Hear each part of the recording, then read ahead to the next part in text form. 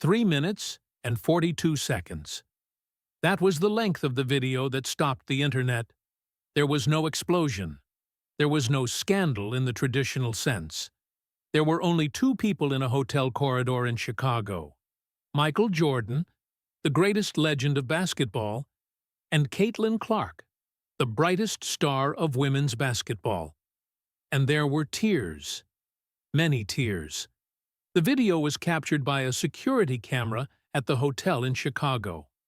Without clear audio. Only grainy images showing an intense conversation. An embrace. A young woman breaking into sobs while the most famous man in sports held her as if he were holding something fragile and precious that was about to shatter. In 72 hours, the video had 100 million views. But it was not the numbers that mattered. It was the comments. The thousands, then millions of people asking the same thing.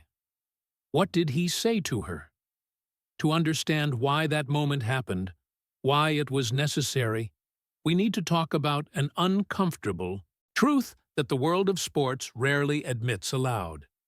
We need to talk about race, privilege, and the invisible weight that comes when your success exposes the injustice of the system.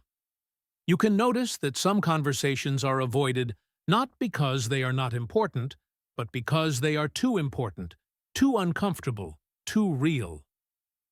2 weeks before that corridor in Chicago, Caitlyn Clark was sitting in her apartment in Indianapolis, staring at her computer screen with a mixture of emotions that she could not name. Joy? Guilt? Pride? Shame? All mixed together in an impossible knot to untie. The news had just broken. Nike had offered Caitlyn a contract worth $28 million over 4 years. The largest endorsement contract in the history of women's basketball. Larger than any WNBA player had ever received. And Caitlyn, at 22 years old, fresh out of college, had become the highest-paid female athlete in the sport. It should have been the best day of her life. It should have been pure celebration. Champagne, calls to family, emotional posts on social media.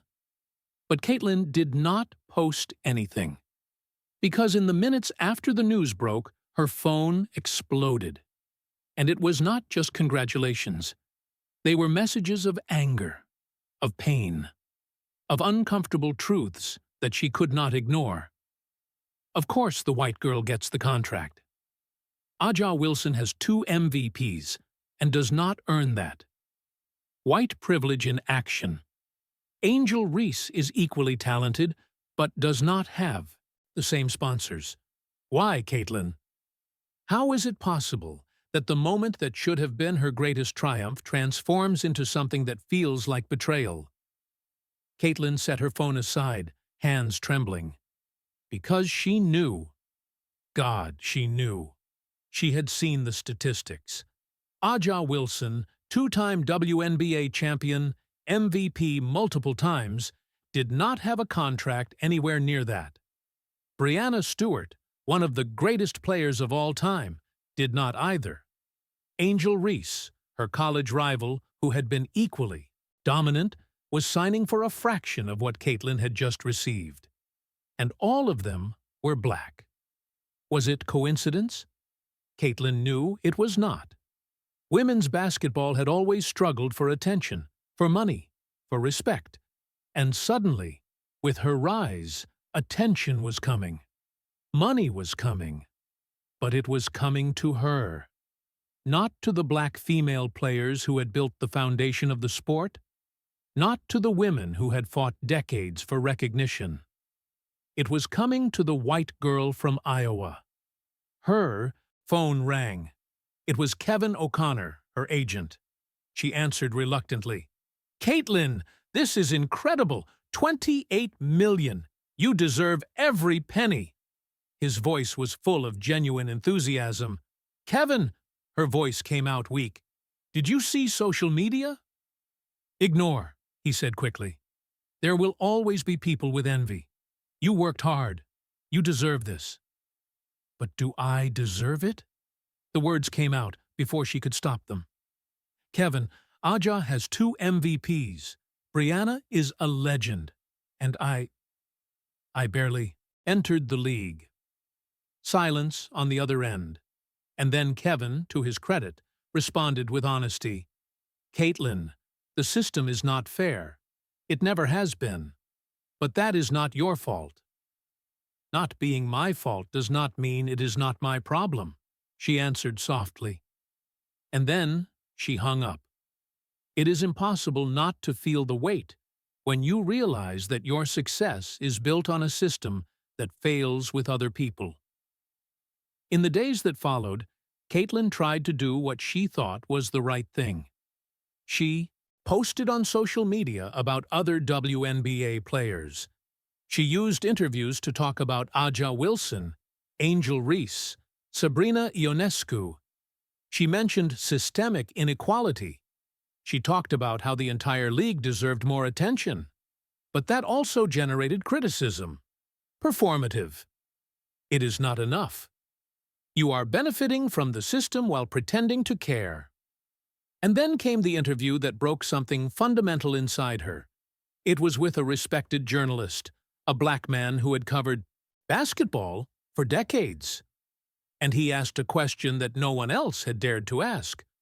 Caitlyn, have you ever considered that your presence at the top might be actively slowing progress? That perhaps the fact that you are receiving all the attention means that black female players who deserve equally are not? And that perhaps it would be better for the sport if you stepped back. The room fell into absolute silence. Cameras focused on Caitlyn's face. And for the first time in her professional life, she did not have a prepared answer. She did not have a public relations statement. She had only raw truth. I do not know, she said, voice breaking. That is the most honest answer I can give. I do not know. I love this game. I have worked my entire life to be here. But you are right that there is injustice. And you are right that I benefit from it. And I do not know what my role is in this. Tears filled her eyes on camera. I did not ask to be born white. But I also do not want my existence at the top to hurt women who worked just as hard as I did. So no, I do not know what the answer is. The clip went viral, but not in the way she expected. Half the internet destroyed her for indecision. The other half destroyed her for emotional performativity. And Caitlyn, in the middle of it all, was simply broken. How many times in life are you punished for honesty when polished lies would have been more acceptable? 1 week after that devastating interview, Caitlyn was in her room, lights off, staring at the ceiling. She had not slept right in days. She was not posting on social media. She barely ate. Kevin called daily, worried. Her mother called, not knowing what to say to comfort her daughter. And then, amid all this, came an invitation. Michael Jordan was organizing a charity event in Chicago for an education foundation. It would be a small, intimate event to raise funds for schools in disadvantaged communities. And he was inviting some selected athletes, including Caitlyn. Kevin called enthusiastically, "Caitlyn, this is huge! MJ never does this. He wants you there." "I do not know if I can, Kevin," she answered. "I cannot be in public right now." "That is exactly why you need to go," said Kevin gently. "You need to get out of your head. And maybe being near someone who has navigated impossible pressures can help." Caitlyn almost said no. She almost canceled 3 times, but something, perhaps instinct, perhaps desperation, made her buy the ticket to Chicago. The event was at a hotel downtown. Elegant, but not ostentatious. 50 people, all connected to educational or sports causes. Caitlyn arrived 15 minutes late. Simple dress, minimal makeup, trying to hide dark circles from sleepless nights. She entered the hall and immediately felt gazes, some supportive, some curious, some judgmental, and she wanted to disappear. During dinner, she was sitting at a table with people who tried to make polite conversation. But Caitlyn was operating on autopilot. She smiled at the right moments. She agreed at the right moments. But she was empty. On the other side of the hall, Michael Jordan was at his own table surrounded by people. But at a certain point, he looked in Caitlyn's direction. And their eyes met for only 1 second. And in that second, Caitlyn saw something that surprised her. Recognition. As if he saw not the shining star that the media painted, but the person breaking on the inside. What is most impressive is when someone sees through the masks we wear for the world. The event ended. People saying goodbye, going away. Caitlyn picked up her purse, ready to go to the hotel, and finally collapse in the privacy of the room. She was in the corridor, walking toward the elevators, when she heard a voice behind her. "Caitlyn!" She turned, and there was Michael Jordan, alone, without entourage, without cameras, just the man. "Do you have a minute?" he asked. And Caitlyn, not knowing why, simply nodded. And everything was about to change. They walked in silence for a moment, MJ gesturing discreetly to his security to keep distance before indicating a more private corner of the corridor. There was no one nearby. Just the two of them and a security camera in the corner of the ceiling that no one knew was recording. "I saw the interview," said MJ without preamble. "The one where you cried?"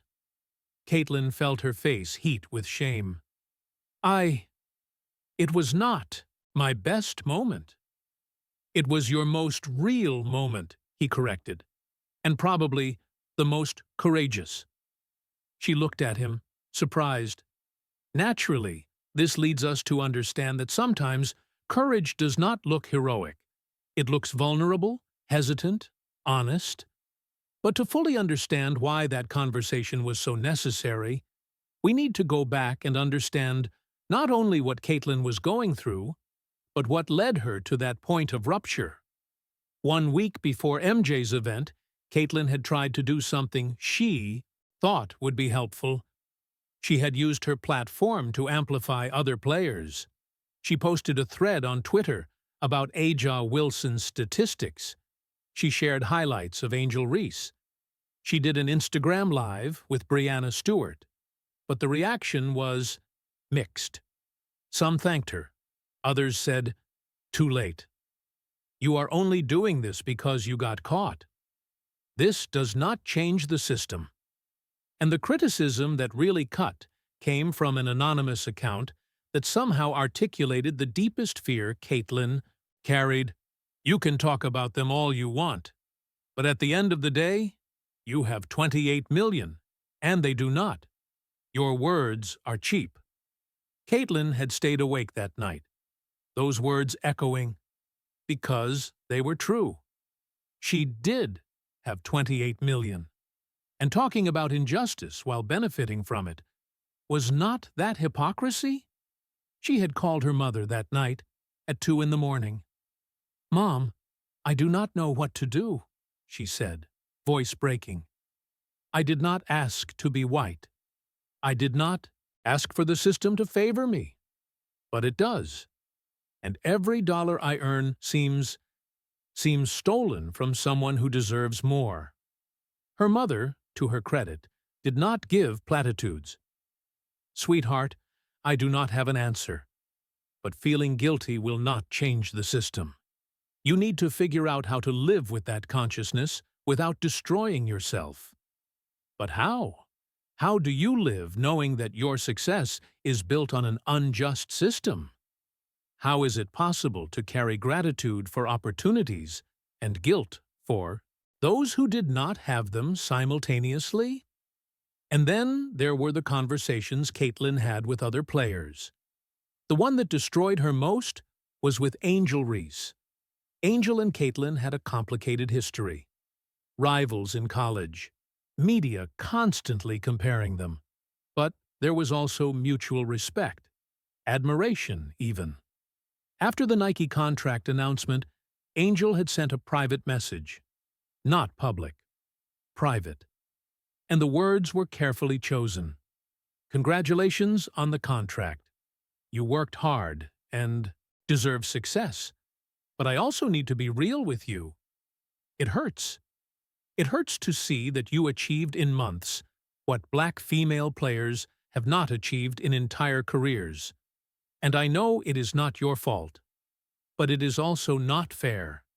And you know it. So the question is, what are you going to do about it? Because words do not change systems. Actions do. Caitlyn had read that message 50 times, and each time the weight increased. Because Angel was right, completely right, and Caitlyn did not know what to do with that truth. She had tried talking to Kevin about it, but Kevin, good agent that he was focused on protecting his investment. Caitlyn, you cannot save the world. You are not responsible for correcting centuries of systemic racism. Just be the best athlete you can be.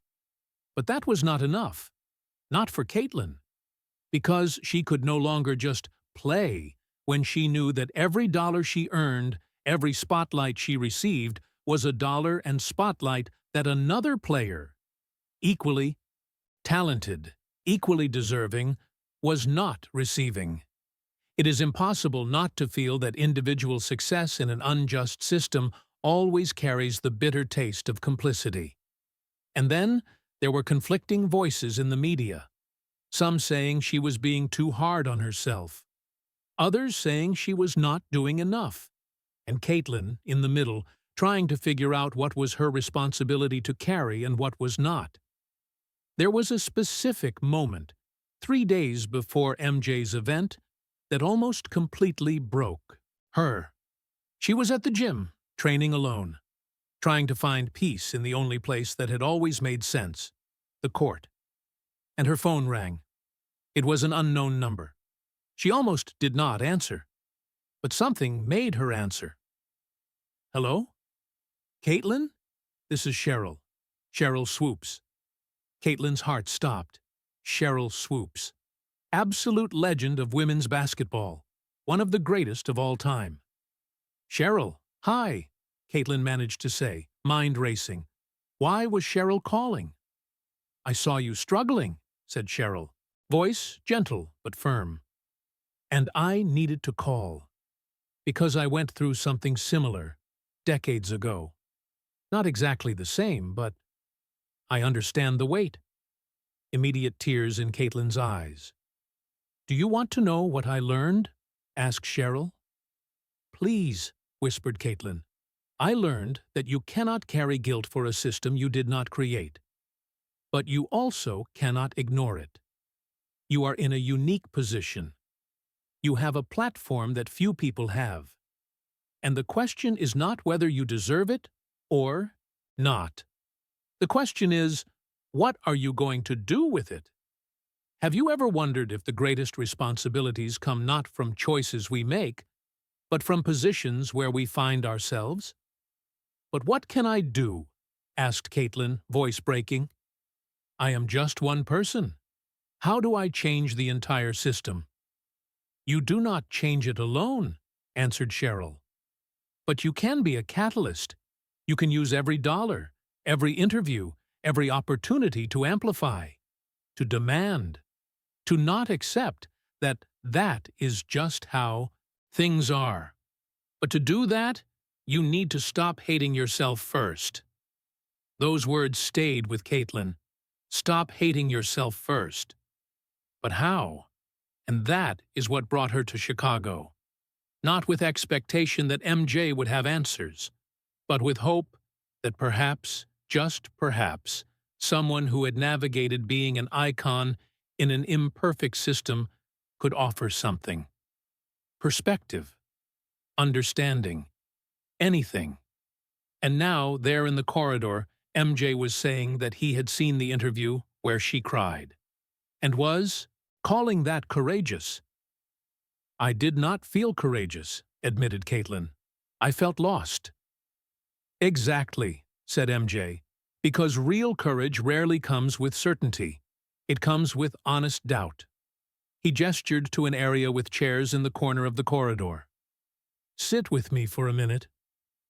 They sat.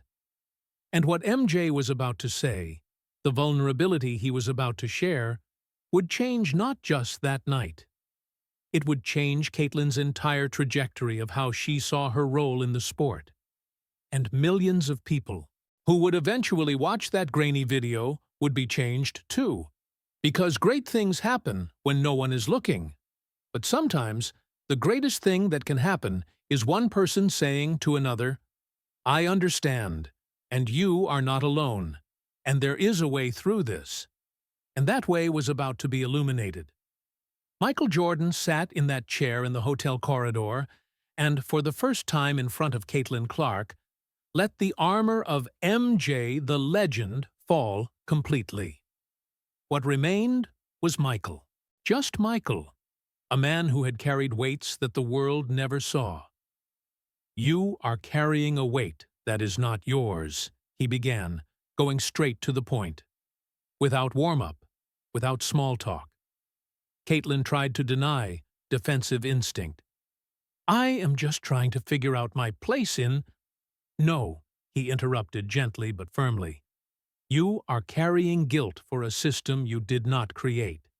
And you are destroying yourself because you benefit from something you did not ask for." How did he know? How did he articulate exactly what she could not say? "I know this because I lived it," MJ continued. And there was something in his voice that made Caitlyn realize he was about to share something he had rarely, if ever, shared publicly. "Do you know how many times, in the 1990s, I had to choose between being Michael Jordan Black or just Michael Jordan?"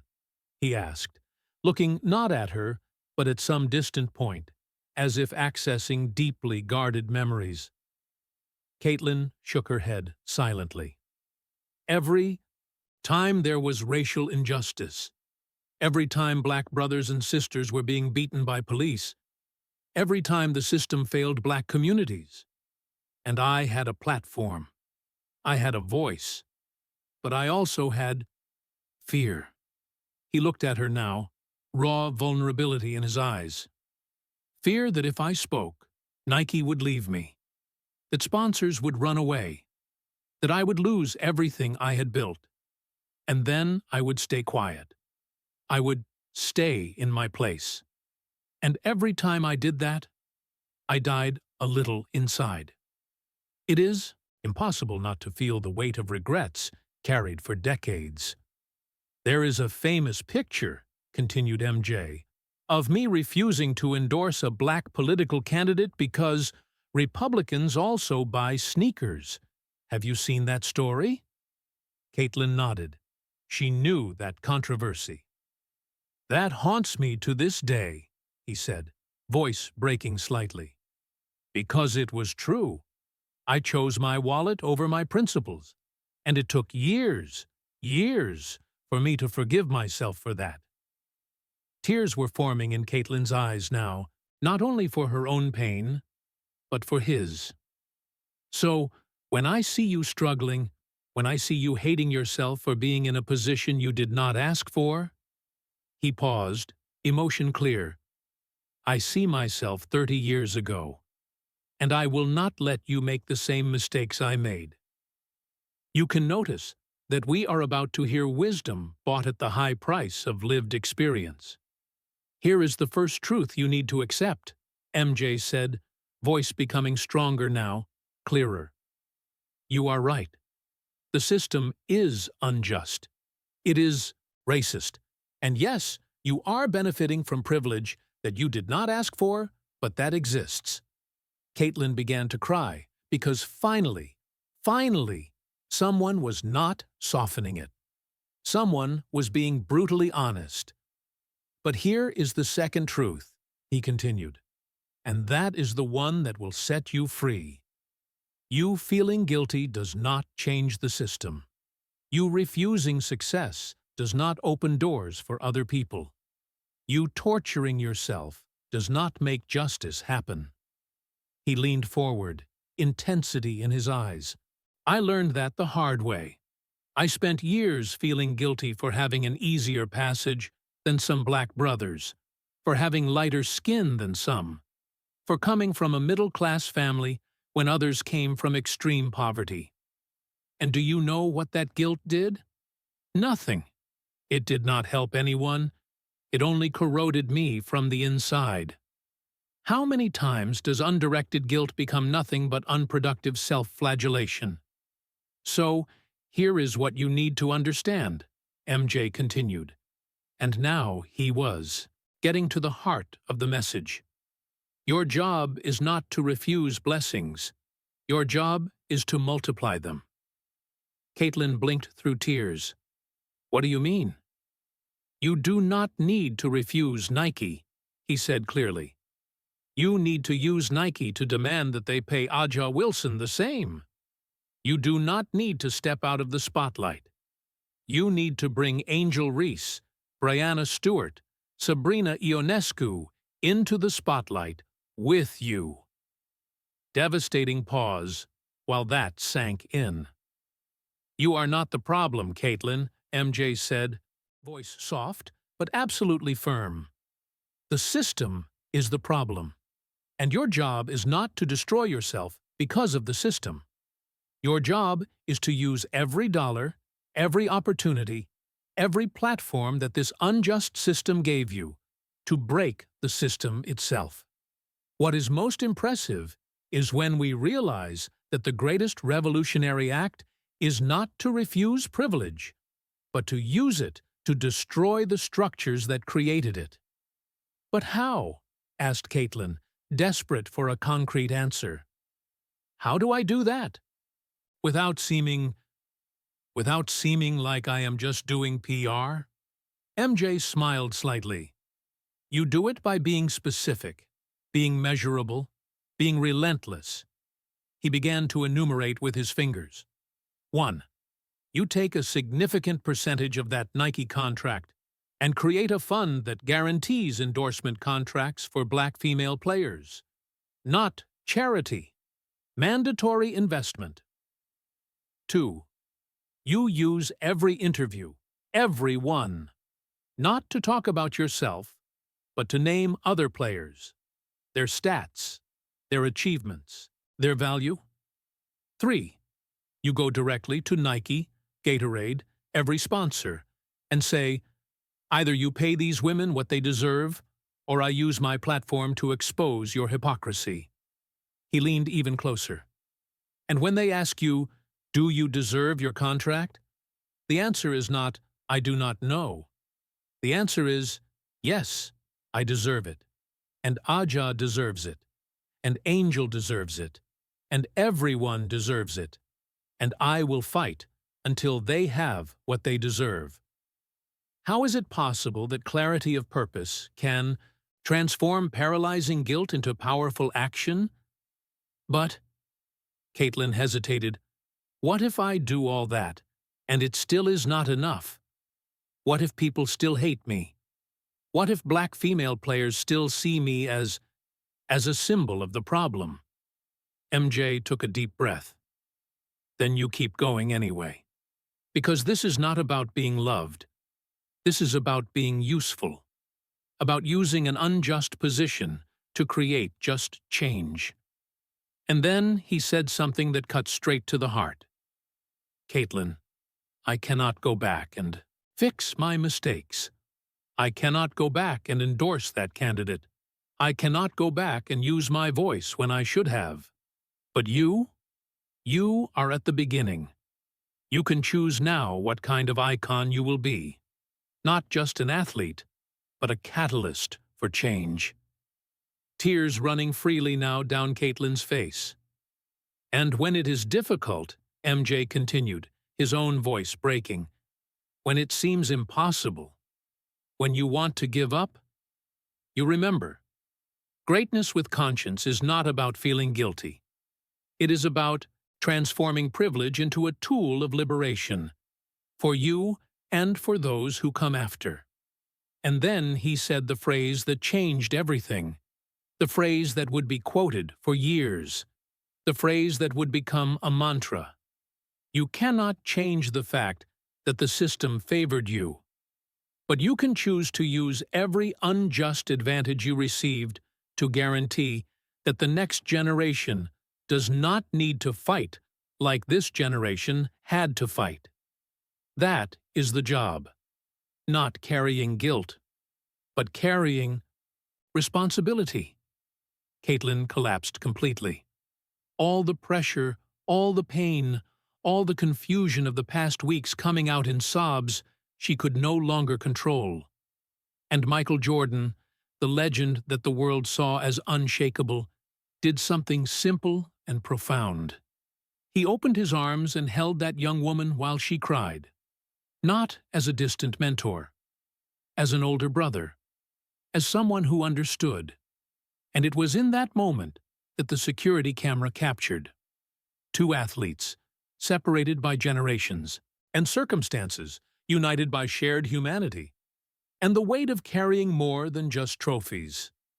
It is impossible not to feel that the most powerful moments in life happen when someone says, "I understand," and really means it. They stayed there for several minutes, MJ not offering quick solutions, just presence. And when they finally separated, something fundamental had changed in Caitlyn. It was not that the pain had disappeared. It was that now she had direction. She had purpose. She had clarity about what to do with the weight she carried. "Thank you," she whispered. "Do not thank me yet," said MJ with a slight smile. "Thank me when you do the work. And Caitlyn, you will do the work. I know you will." They stood. They embraced once more. And then they separated. MJ going to the elevator, Caitlyn staying there for a moment, processing everything that had just happened. And in that moment, they had no idea that that private conversation would become public, that it would go viral, that it would change not only their lives, but conversations across the country about race, privilege, responsibility, and what it really means to use a platform for the greater good. Because great things happen when no one is looking. But sometimes, when the world eventually looks, those great things have the power to change everything. And change was just beginning. The video leaked 3 days later. A hotel employee who had access to the security cameras sold the footage to a gossip portal for $5,000. Grainy, without clear audio, but the images were unmistakable. Michael Jordan and Caitlyn Clark in an intense conversation. She crying, he comforting. The embrace. Naturally, this leads us to understand that genuine privacy is a rare luxury in the digital age, and the most important moments frequently escape our control. Speculation exploded immediately. MJ and Caitlyn. What was that conversation? Legend comforts, star in tears. What did Jordan say to Clark? Caitlyn saw the video at 6 in the morning, Kevin calling frantically. "Caitlyn, do not go on social media. Just do not go on." But she did, and she saw. And for a moment, she felt that familiar invasion of privacy that athletes experience. But then, she read the comments, and they were different from what she expected. Whatever MJ said to her, she clearly needed to hear it. This is what real mentorship looks like. I want to know what was said, but I also respect that it was their moment, Kevin called again. Media is going crazy. Everyone wants a statement. Caitlyn took a deep breath and then said something that surprised even herself. So let us give a statement, but not the way they expect. 2 hours later, Michael Jordan did something extremely rare. He posted on Instagram, an account he rarely used, followed by tens of millions. And what he posted silenced the internet. That video shows a private conversation I never planned to be public. But since it is, I will be clear about what was said. I told Caitlyn Clark that the system that favors her is the same system that has historically failed black female athletes. That she benefits from privilege she did not ask for, but that exists. And that her job is not to feel unproductive guilt, but to use every advantage she received to change the system that favored her. I spoke to her as someone who made mistakes, who stayed quiet when I should have spoken, who chose business over justice more times than I would like to admit. And I said, "Do not be me. Be better." Caitlyn listened, and you will see her act, not with empty words, but with real and measurable change. And for everyone watching, this is what accountability looks like. Not denying privilege, but using privilege to destroy the structures that created it. Post got 5 million likes in 2 hours. And more importantly, it completely changed the conversation. How is it possible that public vulnerability of an icon can give permission for everyone to be honest about difficult topics? 3 hours after MJ's post, Caitlyn called her own press conference, without the filter of public relations, without a prepared statement. Just her, microphone, and truth. The room was packed, cameras from every major outlet. And when Caitlyn entered, there was determination on her face that few had seen before. "I will be direct," she began, without introduction. "Michael Jordan told me something that changed how I see my role in this sport. He gave me permission to stop hating myself and start acting. So here is what I will do. Not promises, commitments." She pulled out paper with specific numbers, specific actions. "First, I am donating 25% of my Nike contract, $7 million, to create the WNBA Equity Fund. Not charity. An investment fund that guarantees minimum endorsement contracts for the top 20 players in the league, with priority for black female players who have been historically undervalued." Reporters began writing furiously. "Second, I will use every interview, every one, not to promote my name, but to name other players specifically. Aja Wilson, Angel Reese, Brianna Stewart, Sabrina Ionescu, and more. Their stats, their achievements, why they deserve your attention. Third, I am publicly demanding from Nike, Gatorade, and all my sponsors. Match or exceed my contract for at least 5 black WNBA players in the next 12 months. And if you do not, I will use my platform, all of it, to expose that hypocrisy." Absolute silence in the room. "And finally," Caitlyn continued, voice breaking slightly but firm, "I will use every dollar I earn, every opportunity I receive, to not accept that that is just how things are. Because MJ taught me, privilege is not a sin. But wasting privilege, not using it for change, that is." She looked directly at the cameras. "And for anyone questioning whether I deserve my contract. Yes, I deserve it. I worked my entire life. But, and that but matters, Aja also deserves it. Angel also deserves it. Everyone deserves it. And if the system is only willing to pay one of us, then my job is to use that to force the system to pay all of us." A reporter raised her hand. "Caitlyn, are not you afraid of losing sponsors, making demands like this?" Caitlyn smiled slightly. "If I lose sponsors for asking for justice, then those were not sponsors I wanted to represent anyway.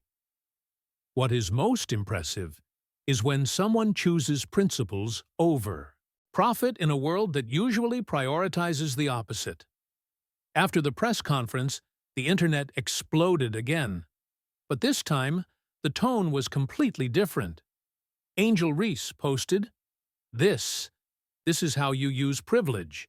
This is accountability in action. Eternal respect, Caitlyn. Aja Wilson. She understood the mission, and now we will together guarantee that the next generation does not have to fight like we fought. Brianna Stewart. When I said we needed allies, exactly this. And then, surprisingly, came a post from LeBron James. MJ always knew how to use his voice when it mattered. And now Caitlyn does too. This is real legacy. Not trophies, change. In the weeks that followed, something remarkable happened. Nike announced Equity Initiative, substantially increased contracts for WNBA players, starting with Aja Wilson and Angel Reese receiving agreements that rivaled the largest in league history. Gatorade followed with their own significant investments. Then other sponsors. Was it coincidence? No. It was direct pressure from Caitlyn using her platform exactly as MJ had instructed. 3 months after that conversation in the corridor, Caitlyn and Angel Reese appeared together on the Today Show. You were seen as rivals, said the anchor. And now we are allies, Angel completed, smiling. Because we realized we are not competing against each other. We are competing against the system that wants to keep us divided. Caitlyn nodded. And together we are unstoppable. They announced a new campaign, Lift as You Rise, about using individual success to lift the collective, about transforming competition into collaboration, about ensuring that attention to one does not mean forgetting others. It is impossible not to feel power when rivalry transforms into strategic solidarity. 6 months after conversation with MJ, Caitlyn received a call. It was from him. I saw what you did, said MJ. Not just promised, did. I learned from the best, answered Caitlyn, tears of gratitude in her eyes. No, he corrected. You learned from my mistakes, and you became better than I ever was. That is what real legacy looks like. They arranged to appear together at an event 1 year after that conversation. Not for basketball, to talk about the social responsibility of athletes, about using a platform for justice, about transforming privilege into a tool for change. And when they took the stage together, the message was clear. Generations connecting, legends admitting mistakes, the new generation learning and acting, and together, creating a path that neither of them could create alone. My greatest regret, MJ said at that event, is not using my voice when I could have. But my greatest pride is seeing this woman use her voice the way I should have used mine. Caitlyn added, emotional. And my greatest privilege is not the Nike contract. It is having had someone who lived the weight teach me to transform it from a burden into a tool. How many times is real legacy not about what we achieve, but about whom we help to achieve more? And as applause filled that room, as cameras captured that moment, one thing was clear. That 3-minute conversation in a hotel corridor had become a movement, not just about basketball, but about how to navigate privilege not asked for, how to use unjust advantages to create justice, how to transform guilt into action. And the message that would echo for years was simple but profound. You cannot change the system that favored you, but you can use every advantage you received to guarantee that the next generation does not need favors. They will have rights. That is the job. Not carrying guilt, carrying responsibility. And when you do that, when you transform privilege into a platform for justice, then you create a legacy that matters, not just in the history of sports, but in the history of humanity. Because great things happen when no one is looking. But the greatest things happen when you use the light that shines on you not to exalt yourself, but to illuminate the path for everyone the system left in the darkness. And that is real greatness.